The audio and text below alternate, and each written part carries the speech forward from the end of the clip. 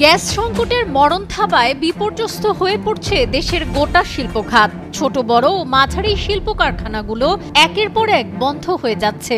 এরই মধ্যে বেশ কিছু কারখানা বন্ধের প্রক্রিয়ায় চলে গেছে, ফলে উৎপাদন মারাত্মকভাবে ব্যাহত হচ্ছে। মালিকরা হয়ে পড়েছেন ঋণগ্রস্ত।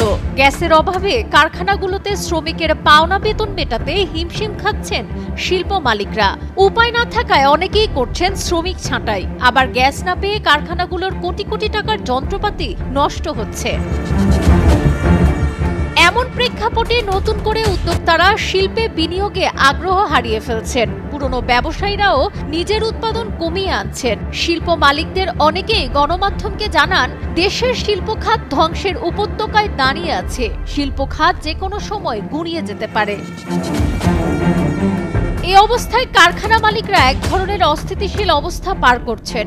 গ্যাস সংকটের কারণে আমাদের অনেকেই কারখানা বন্ধ করে দিতে বাধ্য হচ্ছেন, এমনটাই জানান তারা। উৎপাদন ব্যাহত হয় ক্রেতাদের অর্ডারের পণ্য দিতে পারছেন না। কিছু কিছু প্রতিষ্ঠান অর্ডার সময় মতো দিতে না পারায় ক্রয়াদেশ বাতিল করেছে। এতে ক্রেতারাও তাদের উপর এখন বিরক্তি প্রকাশ করছেন। তাদের উপর বিদেশি ক্রেতারা ধীরে ধীরে আস্থা হারিয়ে ফেলছেন। Bangladesh chamber of industries BCI আয়োজিত দেশের শিল্প খাতে জ্বালানি সংকট সমাধানের পথ শীর্ষক এক সেমিনারে গত বছরের শেষ দিকে জ্বালানি বিশেষজ্ঞ অধ্যাপক ডক্টর ইজাজ হোসেন জানান, গ্যাস সংকটের কারণে সিরামিক কারখানায় উৎপাদন অর্ধেকে নেমেছে। পোশাক খাতে 30 থেকে 35% উৎপাদন কমেছে, আর স্টিল কারখানায় উৎপাদন কমেছে 25 থেকে 30%।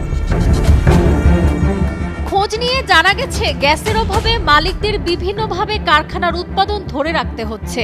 যেসব কারখানায় গ্যাস সংকটে ফেব্রিক্স উৎপাদন করা যাচ্ছে না, তার মালিকরা অন্য জায়গায় পাঠিয়ে ফেব্রিক্স উৎপাদন করছেন। গ্যাসের কারণে কেউ কেউ আবার চীন থেকে ফেব্রিক্স নিয়ে আসছেন। এতে নিটওয়ার শিল্প এখন আমদানি নির্ভর রপ্তানি শিল্পে পরিণত হচ্ছে। এর ভ্যালু এডিশন কমে যাচ্ছে। যে ডলার দেশে থাকার কথা তা বিদেশে চলে যাচ্ছে। ডলারের উপর চাপ বাড়ছে, রিজার্ভ কমে যাচ্ছে। গ্যাস সংকটের কারণে যে পরিমাণ পণ্য মালিকদের রপ্তানি করার কথা ছিল তা না হওয়ায় মাস শেষে শ্রমিকের বেতনও ঠিকমতো দেয়া যাচ্ছে না। একইভাবে ব্যাংকের যে ঋণ তাও তারা সময় মতো পরিশোধ করতে পারছেন না।